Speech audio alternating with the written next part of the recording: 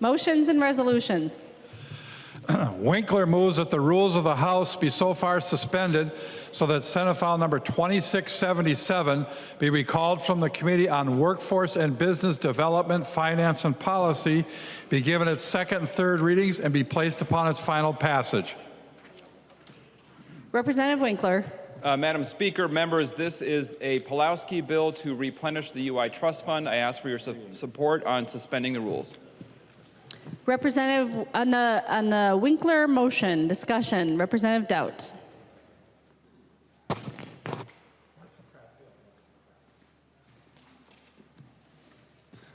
Thank you, Madam Speaker. Members, this is the Pratt language, the Senate language that passed the Senate, I think, 2 months ago, 71 days ago. This is the bill that would fully replenish the Unemployment Trust Fund. This is we've been urging Democrats to bring this bill up on the House floor here. This is our opportunity to pass this language off the House floor. I would encourage members to support this. Let's bring this up and pass it. The Senate passed this with 55 affirmative votes on a very broad bipartisan basis, and it's long overdue that we pass this out of this chamber as well. On the Winkler motion to suspend the rules so that Senate File 2677 would be before the body, all those in favor of the motion, please say aye. Aye. Those opposed, please say no. The motion prevails. Pursuant to Article 4, Section 19 of the Constitution of the State of Minnesota, Winkler moves that the rule therein be suspended and an urgency be declared so that Senate File number 2677 be given its second and third readings and be placed upon its final passage. Representative Winkler. Madam Speaker, members, this is a follow-on motion to bring the bill before the body and have it ready for action. Any discussion on the Winkler motion? Seeing none, all those in favor, please say aye. Aye. Those opposed, please say no. The motion prevails. The clerk will give the bill its second reading. Second reading, Senate File number 2677. Second reading.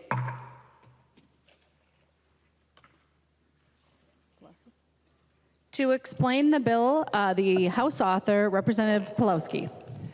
Madam Speaker and members, Senate File 2677 is the bill that would replenish the Unemployment Insurance Trust Fund. If you look at Subdivision 1, it takes $2.3 billion from the State Fiscal Recovery Federal Fund, $408 million from the General Fund. To replenish it, it would bring the balance to approximately $1.3 billion, which is where it should be. It would also mean that there would not be a pay increase on UI taxes in 2022 and 2023. I ask the members for their support.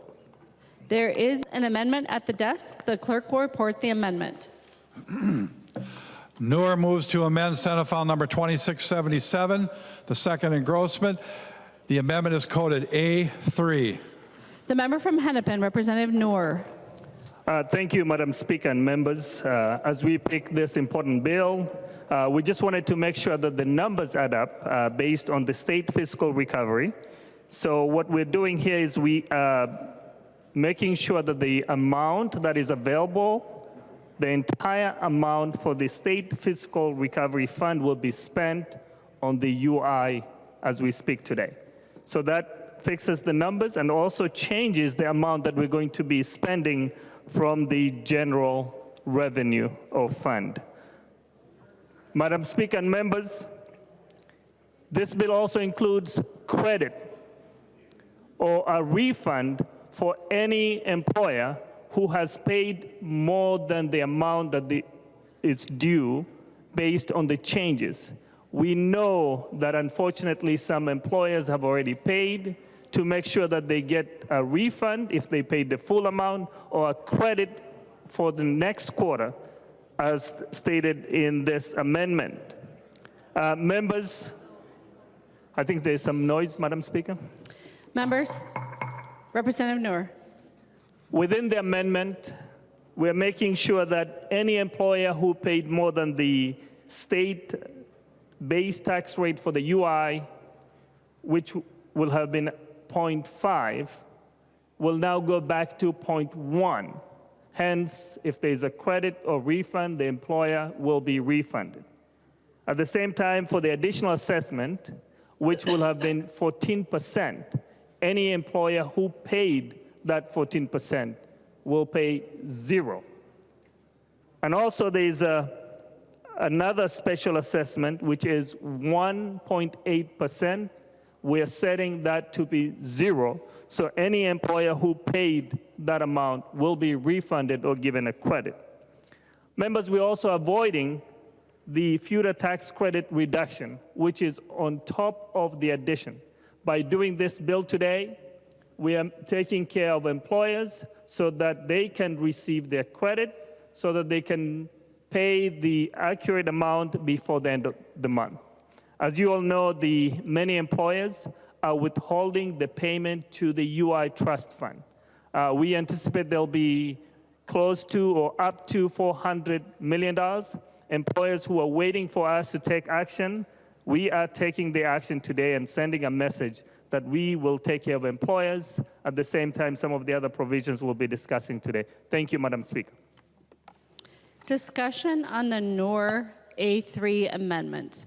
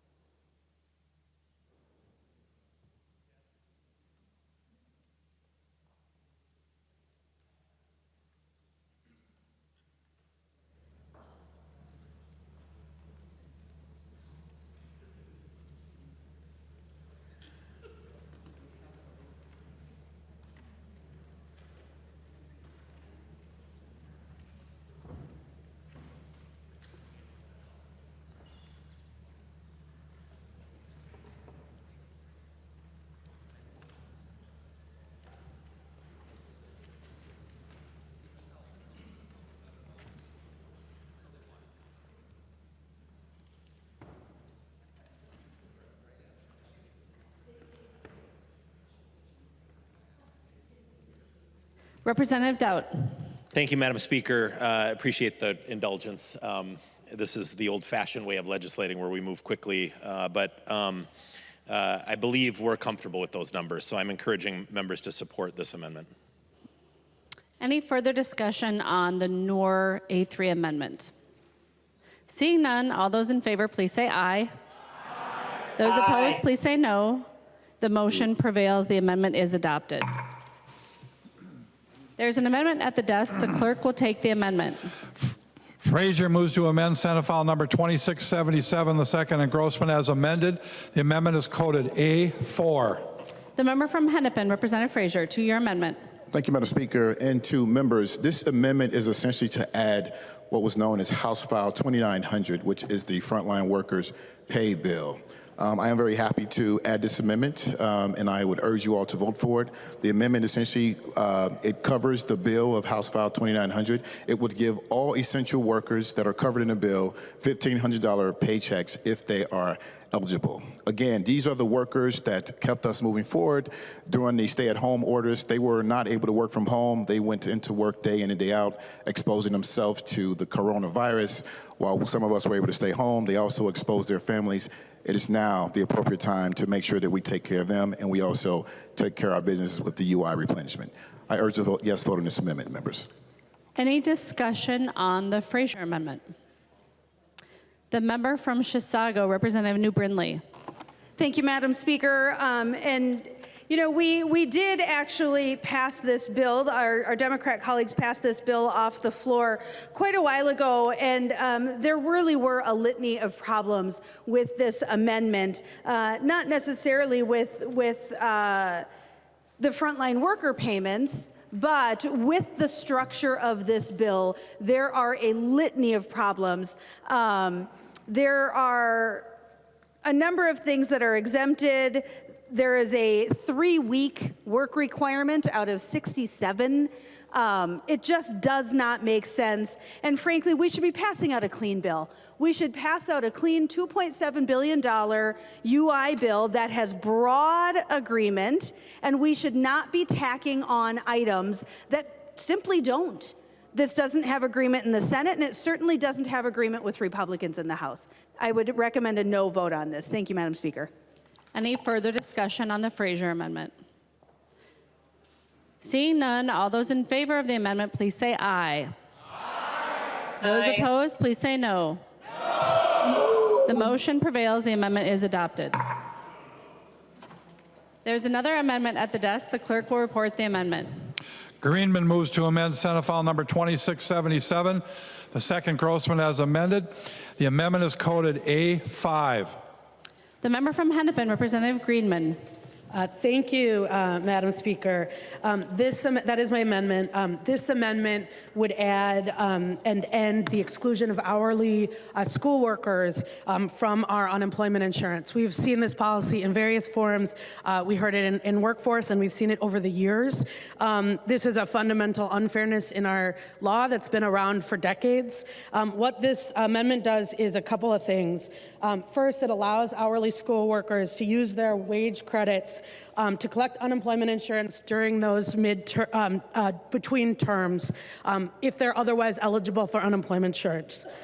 It also sets up a special revenue fund of $161.7 million to reimburse school districts for those costs of those newly eligible workers. Members, we heard in committee, we have been hearing for a while from the bus drivers, the paraprofessionals, the folks who prepare our kids' school lunches. They are usually the lowest paid workers in our schools, and they don't have the same fairness of being able to rely on the economic security of unemployment insurance that other seasonal workers do and that most other workers do in the state of Minnesota. What this bill does is it eliminates that exclusion and makes this a fairer unemployment system for those workers who are on the front lines for our kids. Thank you, Madam Chair. Or Speaker. The member from Anoka, Representative Scott.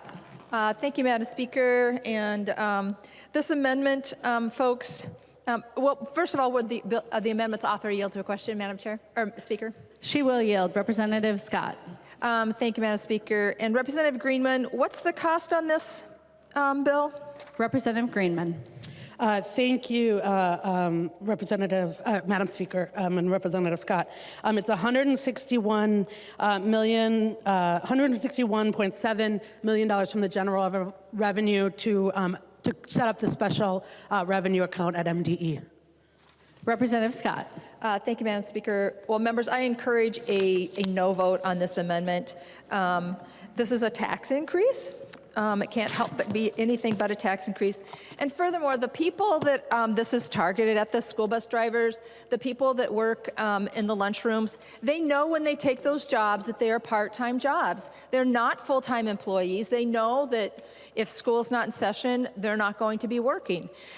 So members, in any other industry that you can think of, a person that is hired to do a part-time job knows it and should not expect unemployment benefits. So I would encourage a no vote. The member from Chisago, Representative New Brindley.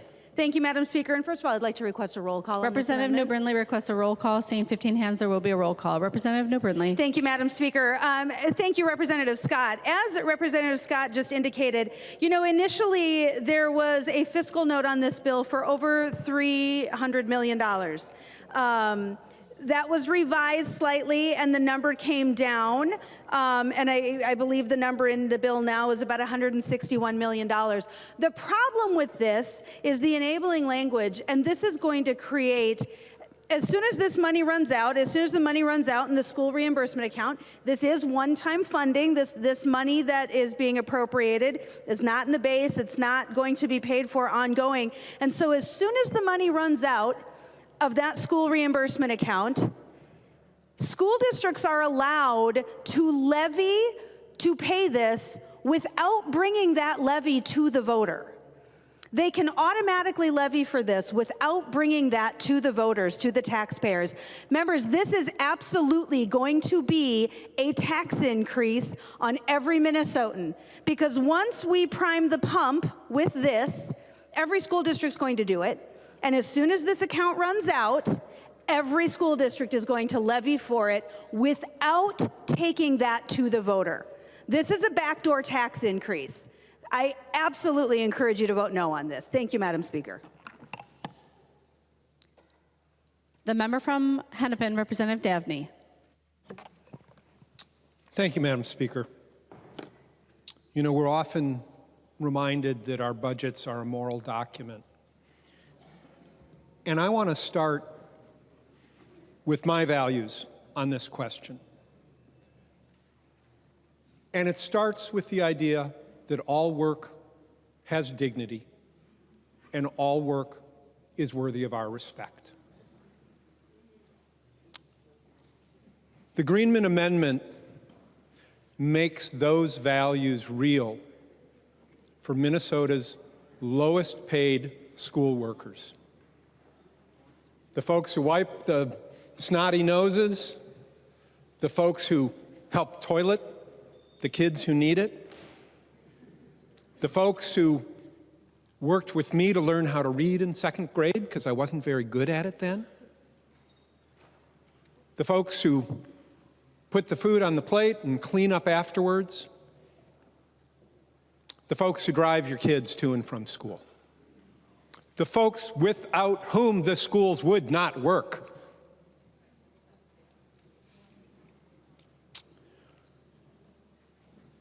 The Greenman Amendment establishes a special revenue fund that cannot be rated under the language of the amendment, that is there exclusively for the purpose of reimbursing employers. So school districts not only will see no cost under the Greenman Amendment, they may well see savings. As I talk to superintendents and other school leaders across the state these days, it's special education costs, it's workforce, it's student mental health, it's staff mental health that they talk to me about. And this provision helps save school districts money. Because we know in the public sector and the private sector, hiring people costs money, training people costs money. And under the Greenman Amendment, we not only respect and respond to the value of the work that these individuals do each and every day, by providing for economic stability for them and their families, we help bring them back again in the fall. No cost to hiring, no cost to training, because they're back in the schools working with the same kids. So members, I urge a green vote on the Greenman Amendment. And if you're actually concerned about costs for our school districts these days, I'll ask for your green vote on the K-12 education bill, House File 4300, on Wednesday right now. Thank you, Madam Speaker. The member from Dakota, Representative Koznick. Thank you, Madam Speaker, and I'm wondering if the author of the amendment would stand for a question. She will. Representative Koznick. Thank you, Madam Speaker. Representative Greenman, we're kind of flying a little quick here on this bill.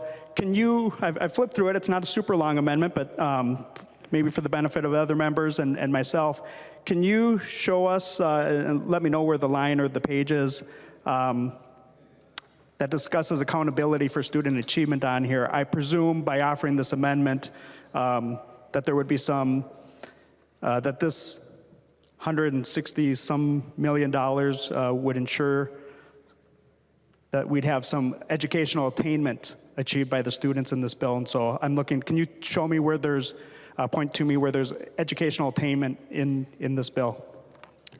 Representative Greenman. Thank you, Madam Speaker, and thank you, Representative Koznick, for understanding that what we pay and how we take care of our frontline hourly school workers impacts every part of our schools. What this is about is the folks who are driving our kids to school. We need to make sure that, I don't know if you've talked to the school districts in your district, there are not enough bus drivers. Parents are driving their kids to school. What it ensures is that there is more recruitment and retention, as we've heard from bus drivers. One of the main reasons that they stick around is because they don't have economic security during the summer months. For the paras, the folks who are supporting our kids, often we heard in education finance, kids with disabilities are providing one-on-one care and support. It ensures that they can go home every night and ensure that they're often full-time work is they have the security to pay for their family needs, and in the summer, if they can't find that summer job, or if that summer job falls through, they have the same economic security as everyone else. And for those folks preparing our school lunches, it ensures that they have the security that they need to come back year after year and provide that nutritious food for our kids. Representative Koznick. Thank you, Mr. Speaker, and Representative Greenman. Thank you for the answer, but I didn't hear the answer to the question that I asked. There is no provision in this bill that spends, if you want to follow along, members, on page 7, line 7.5, $161.743 million is what we're spending out of the general fund, but there's no additional accountability to make sure that our students actually achieve stronger education. And in fact, it's kind of ironic with your answer. You're willing to spend $161.743 million for people that actually aren't working and working with our students. And that's where I have a problem for this.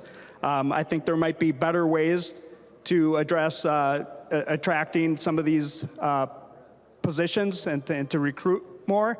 But we hear it throughout every single sector of the economy that we're having a hard time finding workers, so whether it's in this particular important profession, whether it's in law enforcement, whether it's restaurant workers, in so many different professions. But I think we can do a better job of trying to find recruitment and retention methods for this, but by paying people to not work is not helping our students. If we're going to spend money in education, let's put it in the classroom.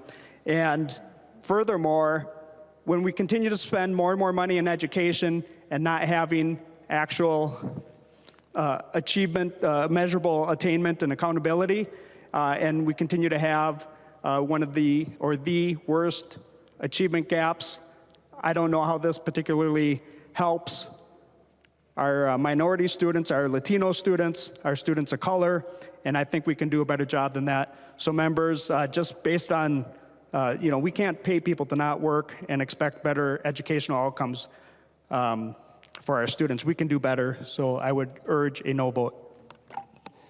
The member from Olmsted, Representative Quam. Thank you, Mr. Speaker, and I want the people at home to not be confused. Earlier was said, no cost to schools. Well, this would have the effect of about $325 million in budget that would have, we can't print it, we're not DC, so it comes from the taxpayers. And frankly, if we're going to invest several $100 million each budget to the schools, I'd want that to go in the classroom. And we've talked about it before, part-time jobs are what people saw. And frankly, let's just take this to a vote. I hope we vote it down. If not, I'm sure it will not survive conference committee. I recognize the member from Wright, Representative O'Neill. Thank you, Mr. Chair. I'm wondering if the author of the amendment, will yield for a question. She will yield, Representative O'Neill. Thank you, Mr. Speaker. Representative Greenman, did this language go through the Unemployment Insurance Advisory Council? The member from Hennepin, Representative Greenman. Thank you, Mr. Chair and Representative O'Neill. This language has been around for now 2 biennium.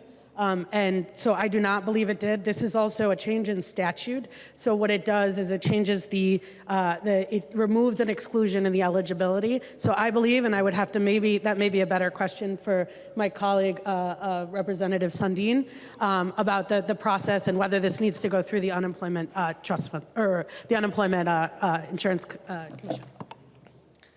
Representative O'Neill. Thank you, Mr. Speaker.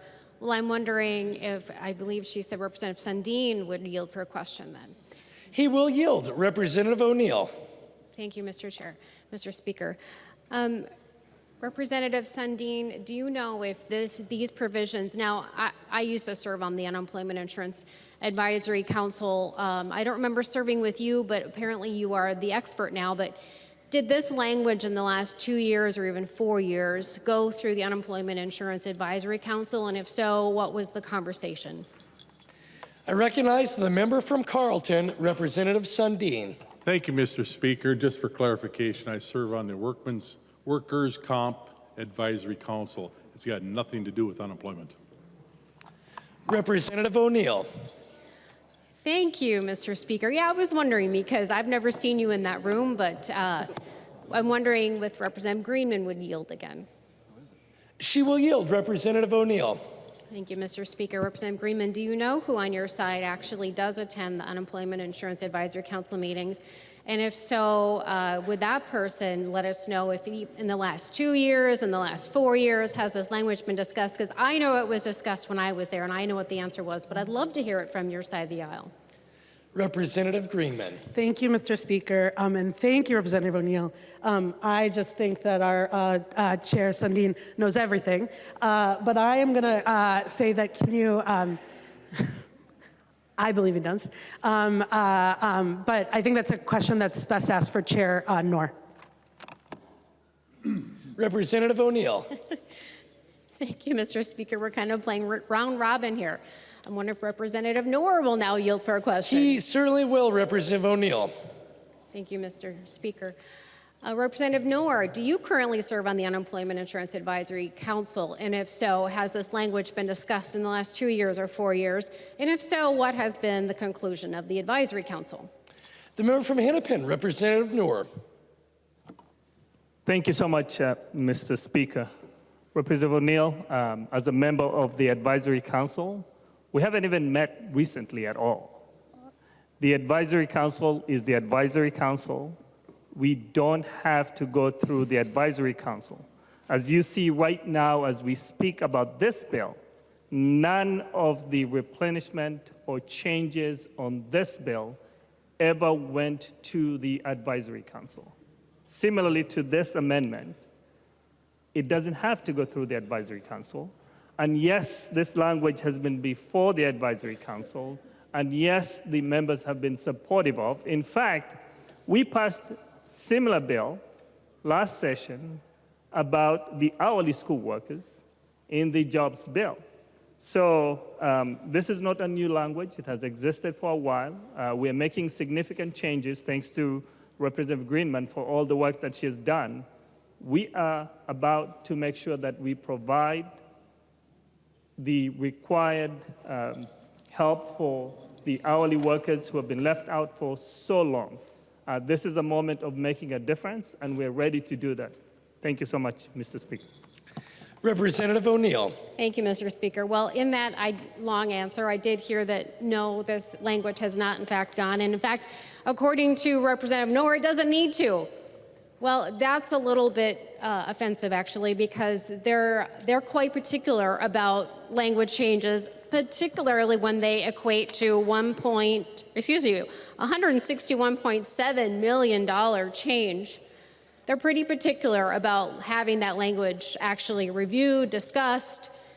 And if you actually are a member of the Unemployment Insurance Advisory Council, then you will know that all of the stakeholders are there and they discuss it. And much like the Work Comp Council, they do review and they bring their recommendations here. So it's a little offensive as a former member of that council to say that we don't need to listen to what they have to say. So the other thing I would point out, members, is that this is an ongoing expense with a one-time appropriation. And I believe Representative New Brindley also pointed out the fact that where does that money now come from?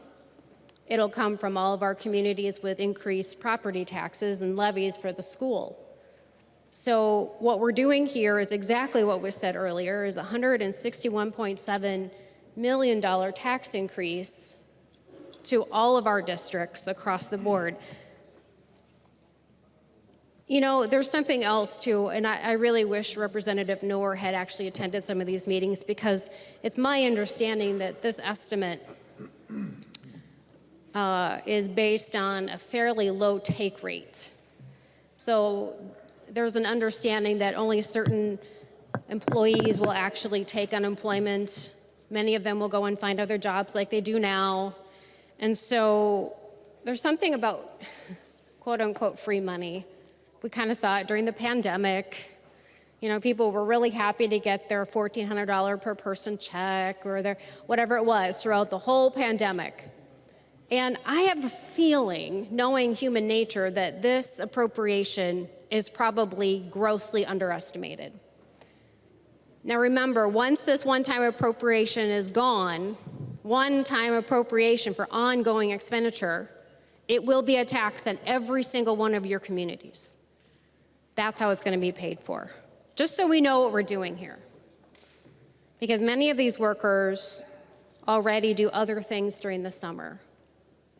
They do. And I got to tell you, in the years that I was on the Unemployment Insurance Advisory Council, this wasn't something that we would support moving forward. Now, I don't know what they currently are doing, because apparently they haven't reviewed this language and discussed it, but in my experience, I don't think that this would be supported by them. I would love to see a letter supported by them, but we don't have that in front of us today. So I just have to go with what I know from the years I was on it. And with that, members, I would recommend a no vote on this bill, on this amendment. I recognize the member from Hennepin, Representative Noor. Thank you, Mr. Speaker. Members, the working condition of the hourly school workers is the learning condition for our kids. We're talking about the lowest paid workers in the school district. Some of them earn $24,000 for the whole school year. Imagine that. Can you imagine living only receiving that amount of money? And quite frankly, we're talking about women, particularly women of color, individuals who are not employed at the level we should be paying them. This is about equity. This is about making sure we take care of those who take care of our kids. And to be quite honest, you don't just apply for unemployment to receive unemployment. There are conditions set for you to receive unemployment. One of them is you have to find a suitable employment, meaning that you cannot reject or you cannot be sitting at home just to receive unemployment benefits. Members, at this time, you have seen the rate of unemployment in the state of Minnesota, the lowest ever in more than 52 years. I don't anticipate there'll be a high uptick when we pass this bill. This is ensuring that if we can take care of other industries who are seasonal, we can take care of the hourly school workers because we consider them seasonal. I had that. They should not be expecting anything if they're required to work a limited time. But guess what? We do that for others. Maybe they're not women, to be quite honest. So what we're fighting for is individuals who have given their time. I have received calls when the school bus drivers did not show up because we don't have drivers in our school system. Imagine that I have to drop everything, that I'll have to go on Zoom using my phone to drive to the school to pick up my kid with a short notice because we haven't taken care of workers in this state, particularly those who are building relationships with the kids. They're kids who really depend on that school bus driver. That's the only person who they can relate to on many things who they don't have another person that they can talk to. It's not only about the school bus drivers. It's the lunch lady or the lunch person who's helping those kids. who make sure that the kids are fed before they go to the classroom, who make sure that the schools are clean. And quite frankly, it's inappropriate to call them they're just getting free money. We need to respect workers no matter where they work, what they do, who they are. We should show them that we appreciate them. We should value them and make sure that when we're discussing on matters related to people who really help us,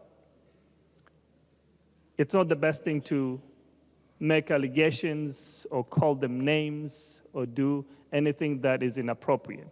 And I ask for your support on Greenman's amendment. The member from Mille Lacs, Representative Erickson. Thank you, Madam Speaker. Would the author yield for a question? She will yield. Representative Thank you, Erickson. Madam Speaker. Representative Greenman, would you explain the school reimbursement account, please, and what happens after this one-time money is exhausted? Representative Greenman. Thank you, Madam Chair or Madam Speaker, and I'm glad we're talking about this, because what this does and how this is set up, it's a special reimbursement account, and as I think Chair Davney said, it's set up so that once the money is there, it can only go to reimbursing school districts. Now, this gives an opportunity to talk about the data, and we believe that the recipiency rate or the uptick rate, as Representative O'Neill talked about, is actually much higher than it will be in actuality, because of the experience that Illinois had actually implementing this law. And based on that, this is probably an overestimate by about a factor of 5. And what that means is once we put this money in that account, we think it'll be 1 or maybe 2 biennium where school districts will get reimbursed. Now, how it works is the deed will certify the unemployment costs for these newly eligible, just the newly eligible workers. That will go to MDE, and MDE will on a quarterly basis reimburse these school districts on the same schedule that they're incurring the costs. Representative Erickson. Thank you, Madam Speaker, and thank you, Representative Greenman. In paragraph D, however, under subdivision 3, it talks about a pro rata basis. So why would that occur? Representative Greenman. Thank you, Madam Speaker. The reason that occurs is unless if a subsequent legislature decides to refill this fund, they could. But if they don't, as the account goes down, the idea is the last set of payments will be pro rata as the fund is drawn down. Representative Erickson. Thank you, Madam Speaker, and would she continue to yield? She will yield. Representative Erickson. Representative Greenman, in regard to this money being dispensed and gone from this special revenue account, what happens in regard to levies? Representative Greenman. Thank you, Madam Chair, and I think that is a good question for Chair Davney, if you'd prefer to ask him. Representative Erickson. Thank you, Madam Speaker. Sure, if Representative Davney would like to yield.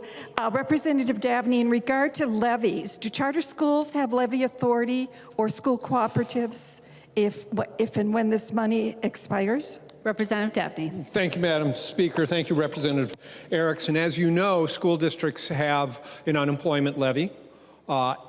As some members on your side seem to be objecting to that, we've waived the rules tonight. If any of them wish to offer an amendment to eliminate the unemployment levy for school districts, the floor is open.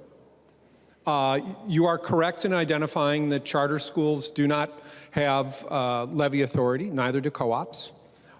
So as Representative Greenman indicated, we expect this fund to last several bienniums. We also intend to robustly fund schools in Minnesota in our proposal. And schools, charter schools and co-ops can build this into their both cost savings from retaining staff and reducing costs, as well as any potential reimbursements they might need. Thank you, Madam Speaker. Representative Erickson. Thank you, Madam Speaker, and thank you, Representative Davnie, for verifying that charters and co-ops do not have levy authority, and this will certainly be an extra burden on all the taxpayers of the state.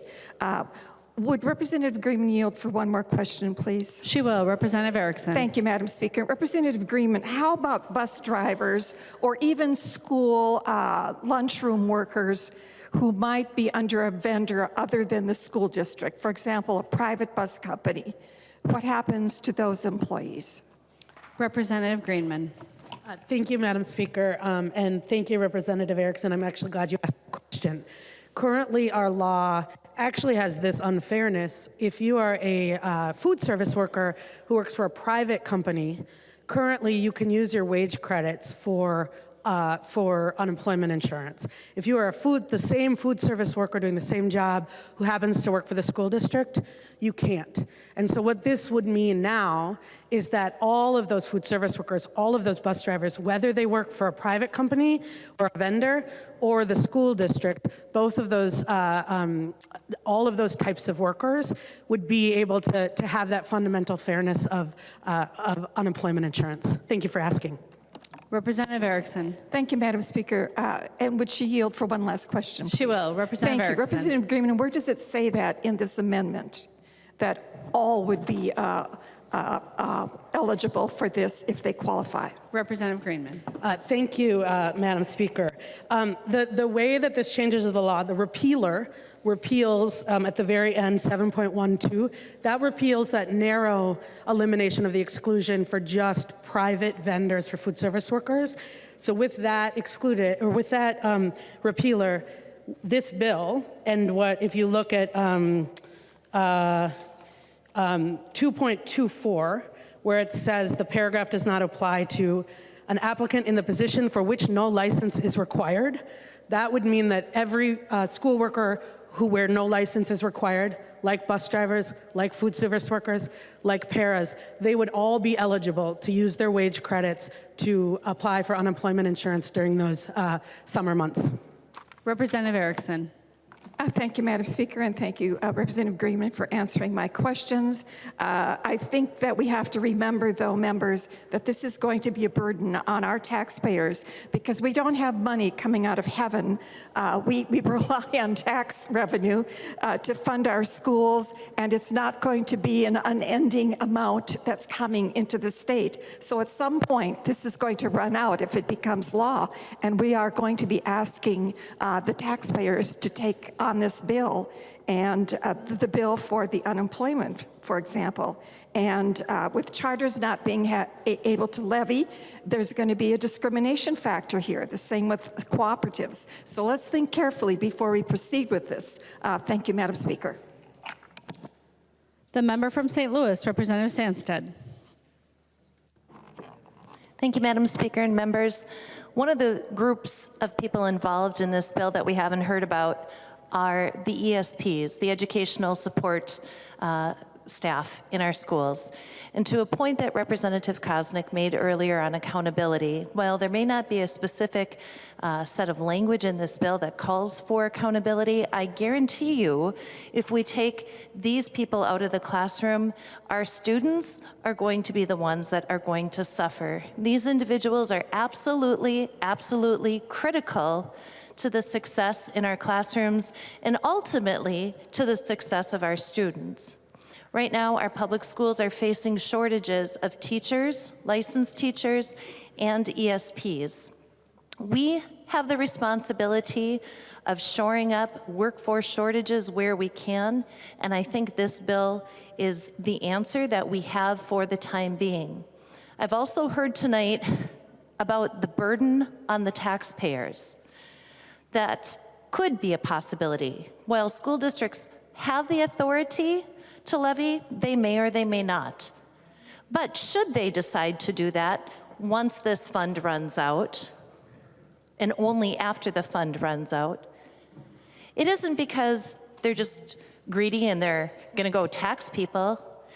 You can call it a tax, but I'm gonna call it an investment in our students, because that's what it is. It is investing in our students to make sure that they have the people in front of them that they need to be successful in a classroom. That could be a teacher, that could be a para, that could be any other worker that a school district levies for. But it's going to the education of our students. And we've heard about school bus drivers, we've heard about the cafeteria workers. The people, the ESPs that are in the classroom are tired, they are worn, they are exhausted, and they're paid oftentimes minimum wage. They're doing a full-time job in 9 months, and we're paying them not much more than minimum wage. If they could, or if they were paid a living wage and offered benefits, we wouldn't be having this conversation. But we don't. And they are critical to the success of our schools. They are critical to the success of our students. And we need to do what we can right now to support our students. And ultimately, that is what this bill will accomplish. So whether you agree with me or not on everything I said, I live this experience when I'm in the classroom. I see the work that is done. I know the shortages that exist. I know we need to stabilize this, and that is our responsibility. So tonight, I ask you to vote green on this amendment. Thank you. The member from Chisago, Representative New Brindley. Thank you, Madam Speaker and members, and thank you for the conversation. It's been enlightening. I'm wondering if the author would yield for one more question. Representative Greenman will yield. Representative New. Thank you, Madam Speaker, and I apologize. I have not seen the fiscal note for this, and I'm wondering if you can tell me how many FTEs the Department of Education is expecting to add to manage this. Representative Greenman. Thank you, Madam Speaker. It is a $161.7 million appropriation, and in the bill, there's up to 1% for administrative costs. Representative for MDE. Representative New Brindley. Thank you, Madam Speaker. And if the author would continue to yield. She will yield. Representative Thank you, New Madam Brindley. Speaker. In the fiscal note, was there an expected need for additional FTEs at MDE? Representative Greenman. Your mic is not working.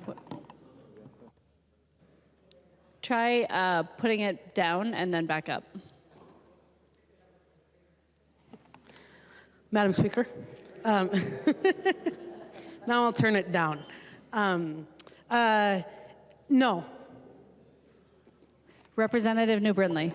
Thank you, Madam Speaker, and I appreciate that information. So we're not expecting any additional FTEs, zero. We're gonna hire 0 people to administer these funds.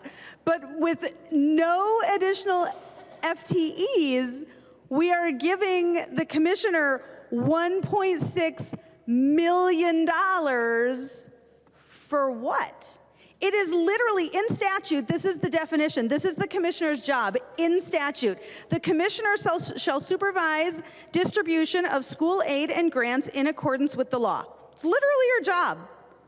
It is literally her job, and we are giving her an additional $1.6 million to do that.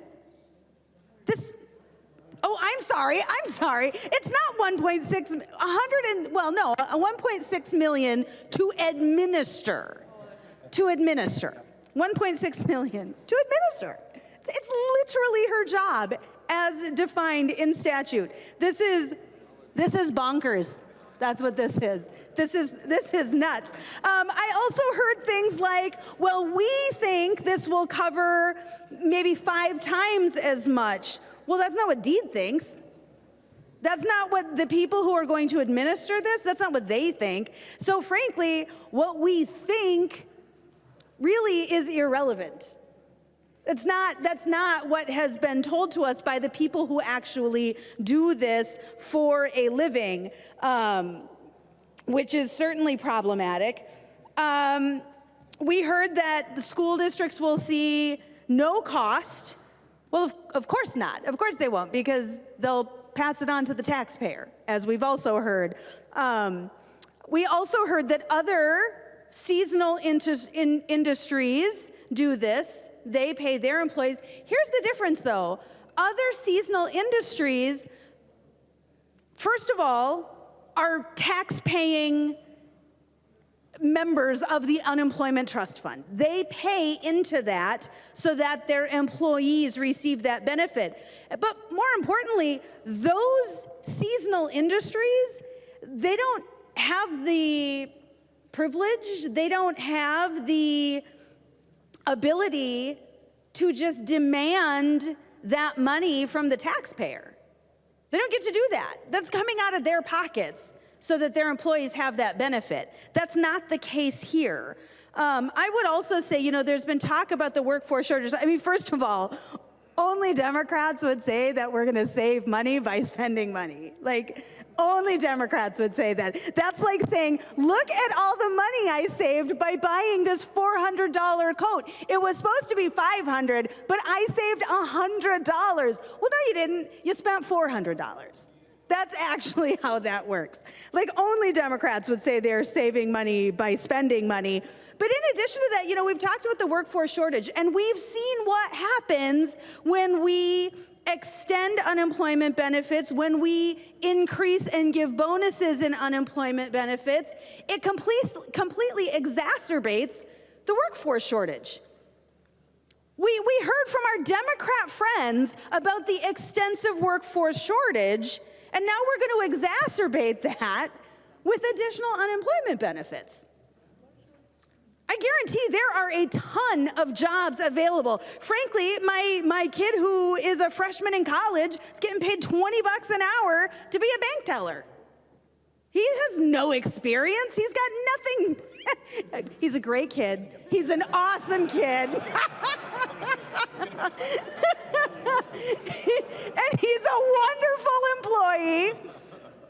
But he's making $20 an hour. Like, what are we doing pretending that there's no option, that there's no opportunity here? Like, this is nuts. This entire bill is nuts. The other thing we heard is that, well, we could think of this as a tax, but we should really think of this as an investment.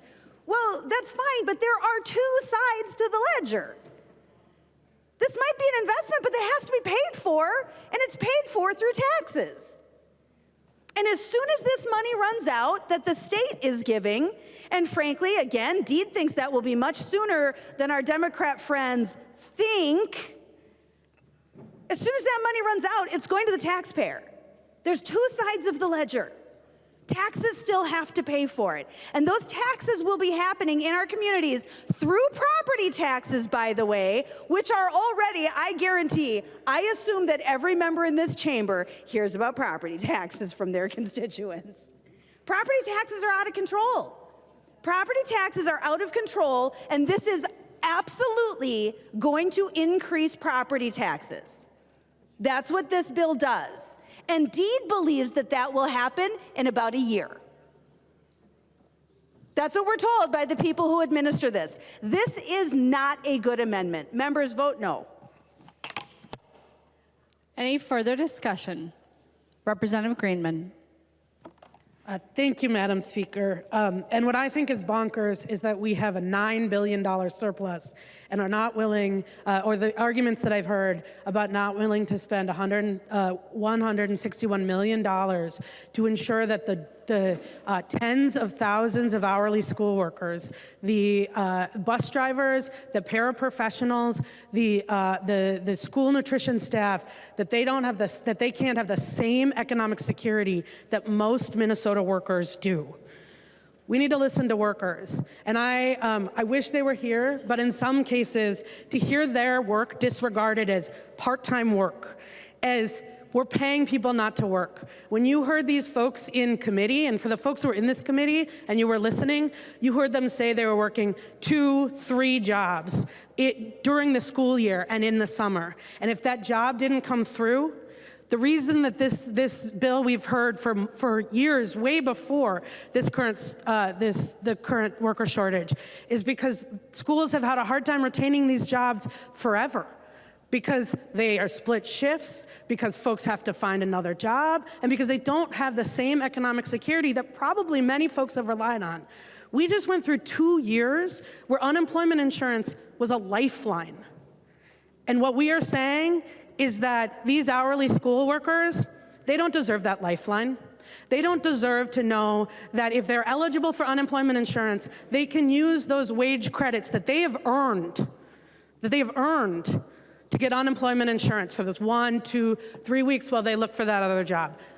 That this bill eliminates that unfairness. It eliminates an unfairness that has been there for a long time.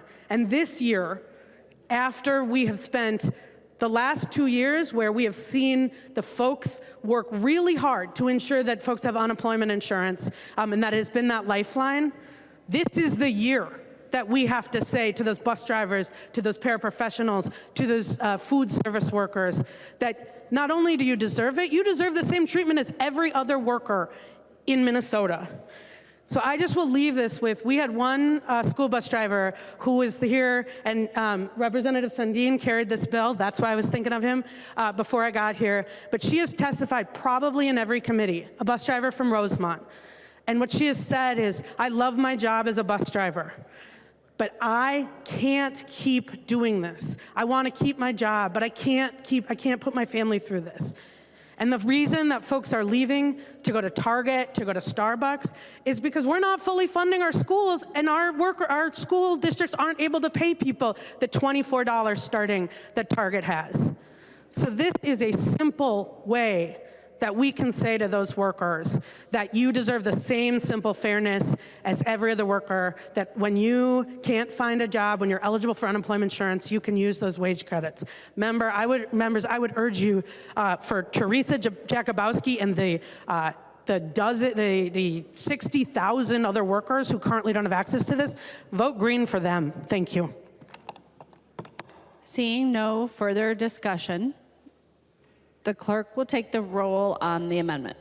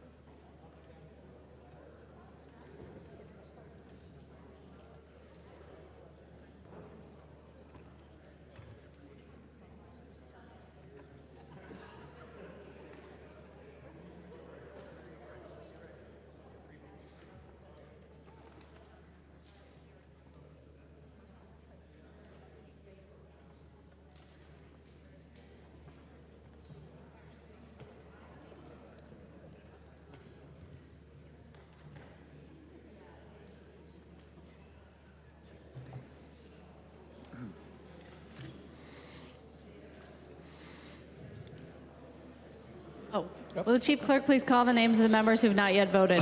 Davids. Davids votes no. Davids, no. Hanson J. Hanson J. Aye. Hanson J. I. Hausman. Hausman aye. Hausman I. McDonald.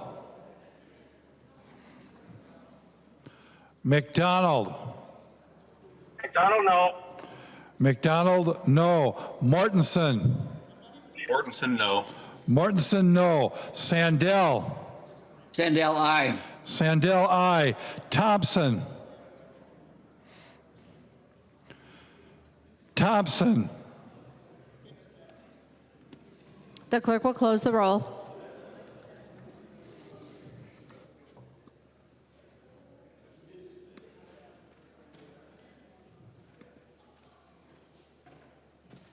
There being 69 ayes and 63 nays, the motion prevails. The amendment is adopted. There are no further amendments at the desk. The clerk will give the bill its third reading. Third reading, Senate File Number 2677, as amended. Third reading as amended. Discussion to the bill as amended. Any further discussion? The member from Anoka, Representative Heinrich. Thank you, Madam Speaker.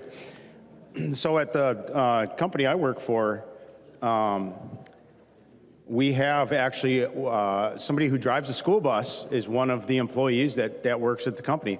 I work in the asphalt and concrete industry. Some people know that. We need truck drivers. We've been experiencing a shortage.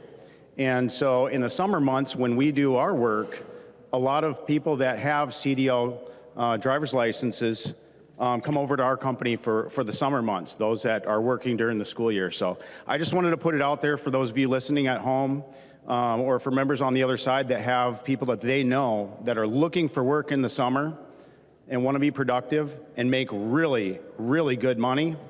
Talk to me about that. I'd love to help you out. Thank you, Madam Speaker. Further discussion to the bill.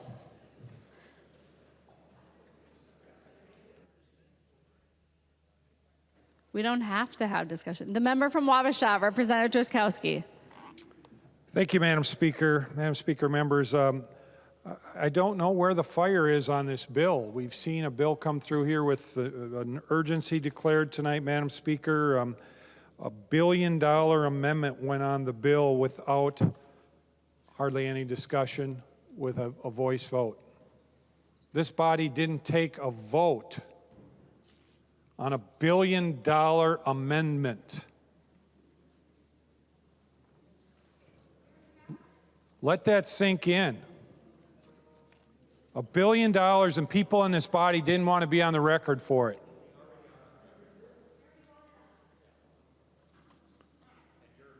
Madam Speaker, I think I have the floor, Madam Speaker. Do I have the floor? Members, it's gotten a little bit loose in here. It's not a high school auditorium. This is the Minnesota House of Representatives. Please take your conversations off of the House floor into the alcoves. It's not appropriate for members to speak when other members are speaking.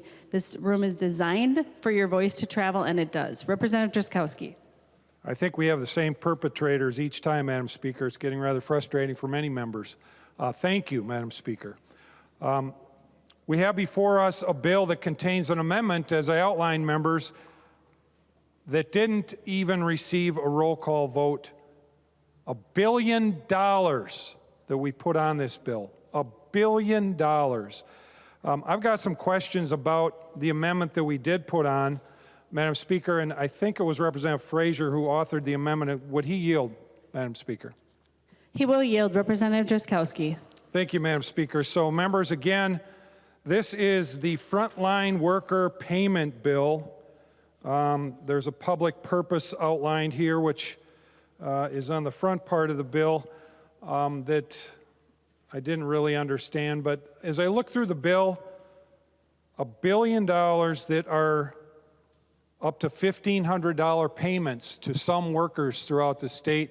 I'm wondering, Representative Frazier, as I read the bill, it appears that these workers are people who actually got paid for their work. Is that correct? Representative Frazier. Thank you, Madam Speaker. Representative Drazkowski, these are, in fact, individuals that worked during the stay-at-home order. Representative Drazkowski. Thank you, Madam Speaker. So I'm struggling, members, to find out this is $1 billion of taxpayer money. What are we getting in return for that? If Representative Frazier would continue to yield. He will yield. Representative Frazier. Was that the question? Representative Drazkowski, they paid it forward. We are paying them for the sacrifices they made during the time that they worked during the stay-at-home order, for, sacrificing themselves to potentially contract the virus. Many of them did. Some of them died, and also exposing their families to the coronavirus. Representative Drazkowski. Well, thank you, Madam Speaker. Thank you, Representative Frazier. Well, members, we have before us a bill that contains this $1 billion of spending, up to $1,500 payments targeted to specific groups of people who worked and got paid for their work. I'm just trying to figure out what do the taxpayers of Minnesota get in return for this $1 billion. And the only thing I can figure out, Madam Speaker, is this appears to me to be, the return seems to be votes. It seems like we're buying votes from people with this amendment for $1 billion. These people were already paid for their work. You have taxpayers throughout Minnesota that are paying billions and billions of dollars in taxes. We know there's $9.2 billion of overcollection expected here between now and June 30th of next year. This includes these people who are working that are in the bill, Representative Frazier, plus a whole bunch others that are not being paid the $1,500 for what? To buy their votes? They were paid for their work, members. Representative Speaker. Liebling, for what purpose do you rise? Point of order, Madam Speaker. Please state your point of order. Madam Speaker, under Mason's Chapter 124, motives, arraigning motives, and we've heard serial violations of this, Madam Speaker. Members, as is the custom of the House, I will not rule on the point of order, but I would remind members that it is not appropriate to arraign the motives of another member. Representative Driscoski. Thank you, Madam Speaker. Well, Madam Speaker, Representative Liebling, I don't think I talked about any member in my discussion about what the return for this $1 billion appears to be. Members, Madam Speaker, I'm not seeing, we're just sending this $1 billion out to people to feel good about sending them $1 billion. Is that what we're doing? What are we doing here? What are the taxpayers of Minnesota getting in return for this $1 billion that's in the bill?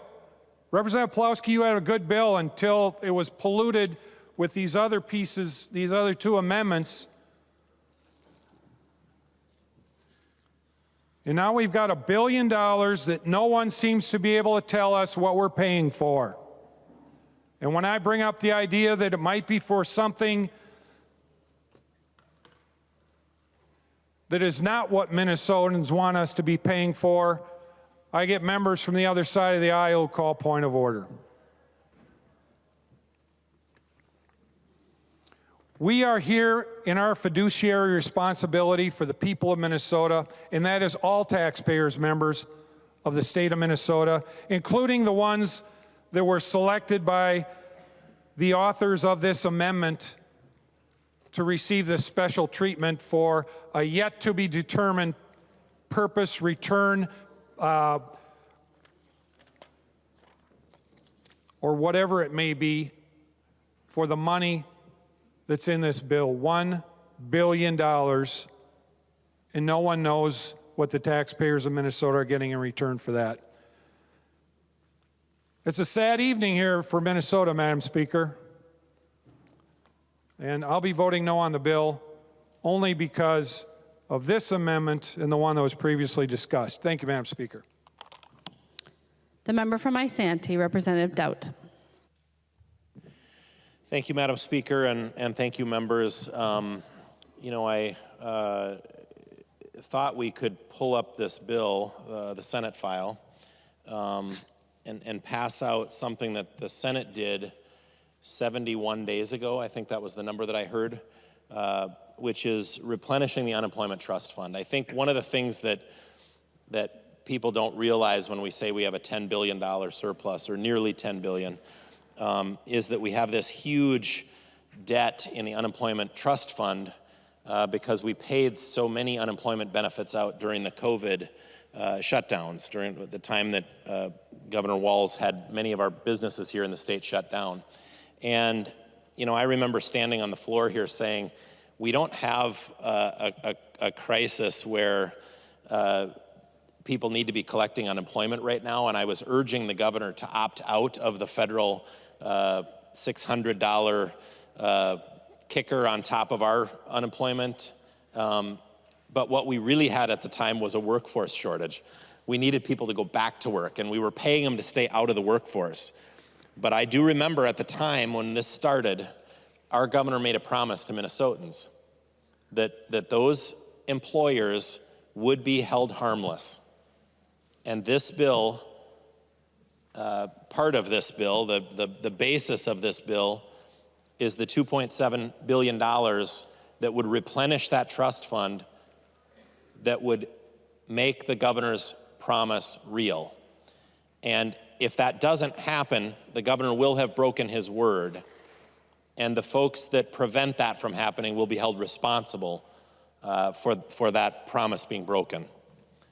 So today I hoped we could bring up the unemployment trust fund replenishment, that first we would use the federal dollars that are remaining, as many other states did, and then we would use some of that surplus money to pay that debt back.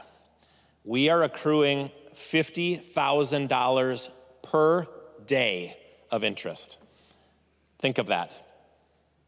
On something we should have taken care of in the first week of session, probably. We're accruing $50,000 of interest per day.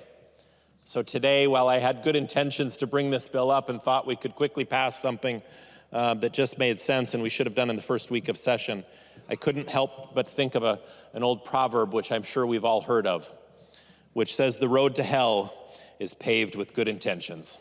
And I couldn't think of anything more fitting than describing the legislative process. The road to hell is paved with good intentions. Because what Democrats did was pull up this bill that should have passed by itself and stand alone. It passed the Senate with 55 votes, which is broadly bipartisan. The governor has called on numerous occasions months ago for this bill to be passed clean, without amendments. But Democrats in this chamber have said they're not going to do that unless we can also do this.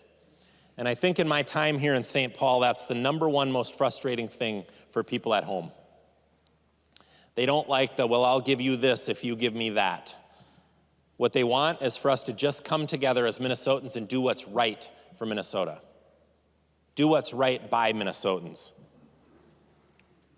And I think tonight we're missing an opportunity. Democrats have again amended a couple of things onto this bill that really shouldn't be here. One of them is a bill that spends $1 billion to give bonuses to frontline workers and actually breaks a deal, an agreement that Democrats had made with Senate Republicans a year ago when they set that number at $250 million. And if you wonder why it's difficult sometimes to get an agreement here in St. Paul, is because we agreed on something and then we moved the goalpost 400% further away, right? And that's what makes it difficult to get an actual agreement.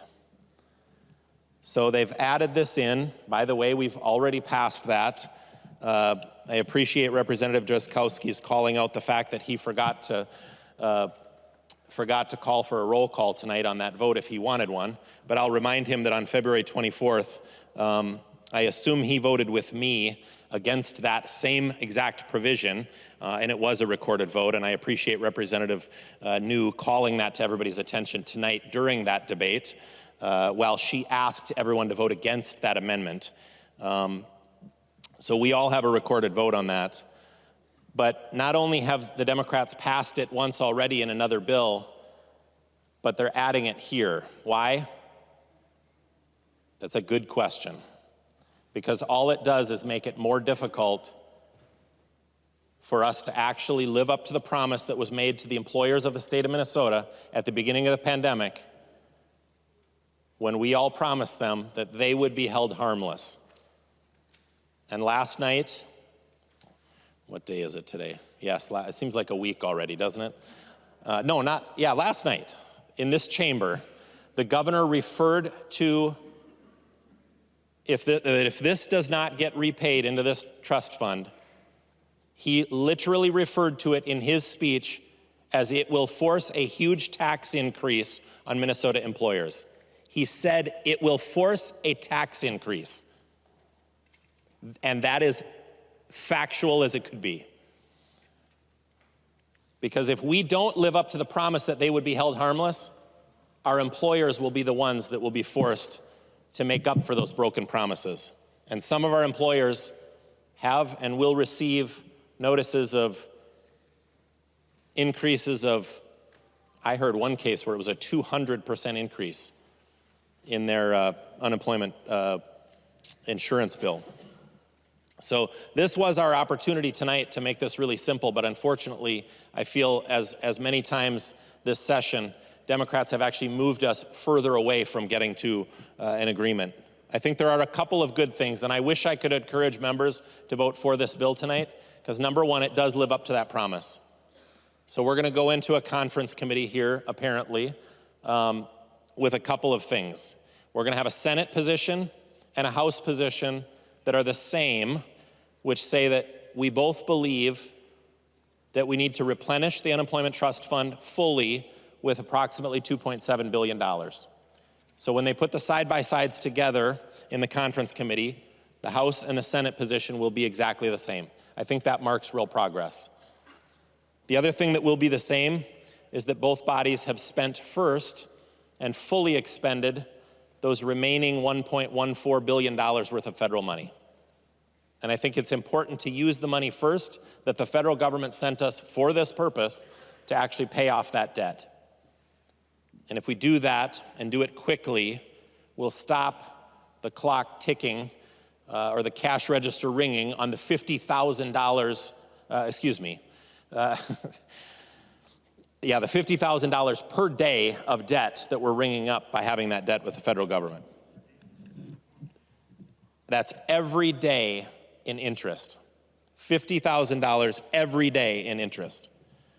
So it is important, members, that we do this right away. The other provision that Democrats have added is a provision on giving unemployment benefits to hourly school workers, something that those unions have been trying to get for many years and has been hotly debated for many years in this chamber. But in this job market, at a time when I don't know that there's anybody making minimum wage right now. And we heard testimony tonight of kids with no experience. I'm sure he has experience doing something. I'm sure he's a very talented kid. Hope the bank doesn't fire him. But getting a job at $20 an hour. And I think you could find 10 jobs at $20 an hour right now.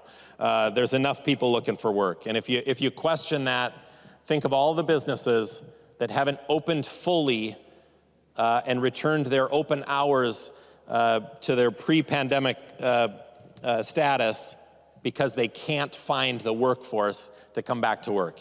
And believe me, they're willing to pay to get people in. So at a time when our crisis isn't that people aren't making enough money on unemployment and that we've got the highest unemployment rate, our crisis is we have a workforce shortage. So when one of the biggest problems that faces this state right now is we have a workforce shortage, and the problem that Democrats are trying to solve is they're trying to give unemployment benefits, and they're holding up other bills to do it. That ought to be the eye-opener that shows Minnesotans who's ready to lead in this state and who's chasing problems from 10 years ago. It's time that we match our priorities in this chamber to the problems that face this state. And while this bill has a couple of good provisions in it, it has a couple of doozies that unfortunately aren't going to earn bipartisan support or likely earn bipartisan support. I'm going to encourage members to vote against this bill, unfortunately. And as much as we need to live up to that promise to replenish that unemployment trust fund, we can't send this bill out of here with those other two provisions. So we should go back to the drawing board and send out a clean bill, just like the Senate did 71 days ago, that replenishes the unemployment trust fund, just like the governor has asked you to do months ago, to send out a clean bill to replenish the unemployment trust fund. But unfortunately, here it is, clogged up and broken down on a road to hell that's paved with good intentions. So members, unfortunately, I'm going to ask you to vote against this bill tonight, and this bill will go to conference committee, and hopefully we can fix these things in conference committee, and hopefully this week get a bill that will live up to those promises and make sure that the employers in this state don't get held holding the bag for broken Democrat promises. That's what we need to prevent. We don't want the people who pay the employees and provide the jobs in this state to get held holding the bag for broken Democrat promises. So I'll ask for a no vote tonight, but we've got more work to do to get this bill ready to pass. The member from Hennepin, Representative Winkler. Thank you, Madam Speaker. Members, to use your analogy, Representative Dowd, the roads in Minnesota are paved by Minnesota workers. They're plowed by Minnesota workers. The Minnesota workers during the pandemic who had to go through snowstorms in order to serve at our hospitals to keep patients alive. The Minnesota workers who had to show up at schools and daycares in order to have kids have some place to go. The Minnesota workers who made sure that we had a grocery store to go to, who made sure that we had food to eat, meat packers working side by side with no protective gear while they and their family members got sick and died. Those are the workers who make Minnesota go. They are the road to prosperity. We have this ridiculous argument that somehow somebody making $20 an hour is making too much money. $40,000 a year is not very much money. That's $20 an hour if you work full time. That's less than we make, members, and we are paid by the taxpayers. We have a $2.7 billion bill, much of that money going to companies who don't need it, who can't afford to pay it, and we are offering that as a compromise because we believe in supporting our workers. We believe in the workers at our schools who are taking care of our kids, who are making it possible for teachers to do their jobs, and for so many students to succeed at a time when so many students are coming to schools without adequate support, who have social and emotional challenges, students who are coming to schools needing much more than they ever needed in the past. The workers who are making their educations possible deserve our support, just like every other worker in Minnesota. This is the compromise bill. We have the money to support our workers. We have the money to support the businesses that need it, and we're giving you the cherry on top, the thing you like the most, a big old check from the taxpayers to the largest corporations in the state. That's what we're offering. I don't know why you can't say yes to that. It's your favorite thing. Please vote yes. The member from Winona, the author of the bill, Representative Pulowski. Madam Speaker, members, I'm not going to repeat all of the arguments that were presented today, but I will say this. We have a bill before us that addresses one of the most onerous outcomes of the pandemic. And we could have done it, as others have said earlier, but we did not. We have the opportunity now to fully pay back this fund, stop an increase in taxes on our businesses, and move forward. The House and Senate disagree. They often do. But hopefully, we will be able to work that out. But at least we're moving on something. We are getting to a point now where we're resolving one of the worst outcomes of the pandemic. I encourage you to vote yes. The clerk will take the roll on the bill.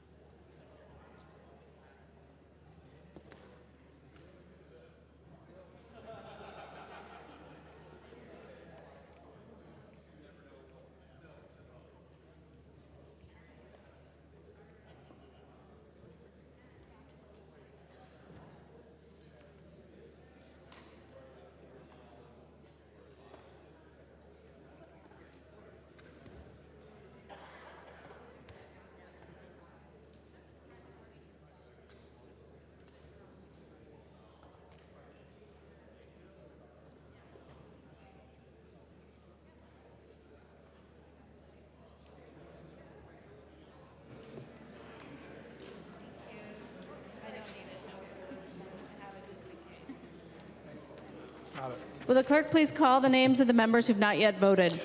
Davids. Davids, no. Houseman. Houseman, aye. Houseman, aye. McDonald. McDonald, no. McDonald, no. Morrison. Morrison, aye. Morrison, aye. Mortensen. Mortensen, no. Mortensen, no. Murphy. Murphy, yes. Murphy, aye. Sandell.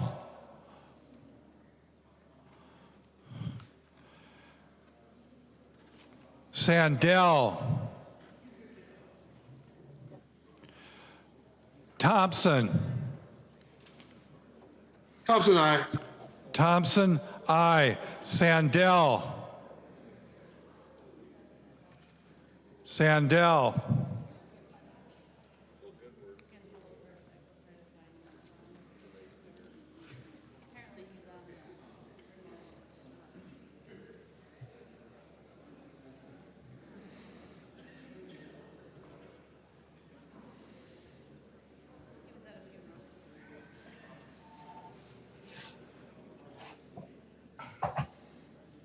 Madam Speaker, Representative Sandell. Sandell votes yes on the bill. Thank you. Sandell, aye. The clerk will close the roll.